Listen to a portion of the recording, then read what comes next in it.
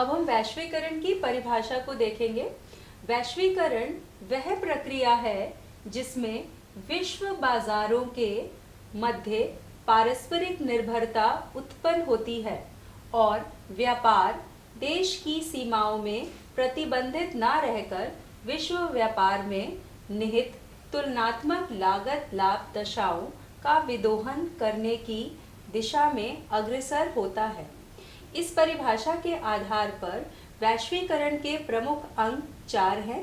पहला, व्यवसाय और व्यापार संबंधी अवरोधों की कमी। वैश्वीकरण के माध्यम से व्यवसाय और व्यापार से संबंधित जो ऑब्स्टिकल्स हैं या अवरोध हैं उसमें कमी लाई जाती है। निर्बाध रूप से एक देश के साथ दूसरा देश व्यवसाय या व्यापार कर सकता है या वस्तुओं का आयात और निर्यात करता है।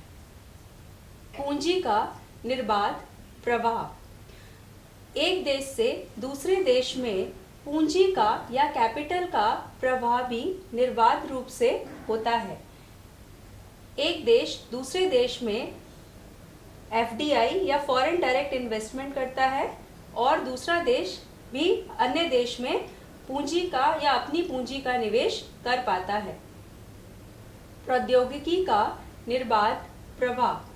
टेक्नोलॉजी भी एक देश से दूसरे देश में निर्बाध रूप से प्रवाहित होती है, अर्थात एक देश या दूसरा देश अपने बीच में टेक्नोलॉजी का भी आवागमन निर्बाध रूप से करता है। श्रम का निर्बाध प्रवाह। श्रम यानी कि मानव पूंजी भी एक देश से दूसरे देश में निर्बाध रूप से आती जाती है या उसका आवागमन होता है।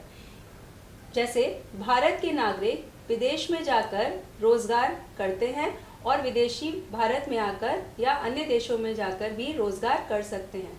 तो इस प्रकार से वैश्वीकरण के 4 प्रमुख अंग हमारे सामने आए। पहला में वस्तुओं का निर्बाध रूप से एक देश से दूसरे देश में आयात निर्यात होता है। दूसरी ओर पूंजी एक देश से दूसरे देश में निर्बाध रूप से प्रवाहित होती है या उसका आवागमन होता है। अगला, टेक्नोलॉजी या प्रौद्योगिकी भी एक देश से दूसरे देश में जाती है और श्रम या मानव पूंजी भी एक देश से दूसरे देश में उसका प्रवाह भी होता है। अब हम वैश्वीकरण की विशेषताओं के बारे में जानेंगे। तो वैश्वीकरण की पहली विशेषता है कि देश की अर्थव्यवस्था को विश्व की अर्थव्यवस्था के साथ जोड़ना या एकीकृत करना। दूसरी इसकी विशेषता है वस्तुओं, सेवाओं, पूंजी, तकनीकी तथा श्रम संबंधी अंतर्राष्ट्रीय बाजारों का एकीकरण करना। तीसरी विशेषता है बहुराष्ट्रीय कंपनियों का विस्तार होना। इन सब क्रियाकलापों के माध्यम से, उपर्युक्त दोनों क्रियाकलापों के माध्यम से जो बहुराष्ट्रीय कंपनियां हैं या मल्टीनेशनल कंपनीज हैं उनका विस्तार या एक्सपेंशन होता है।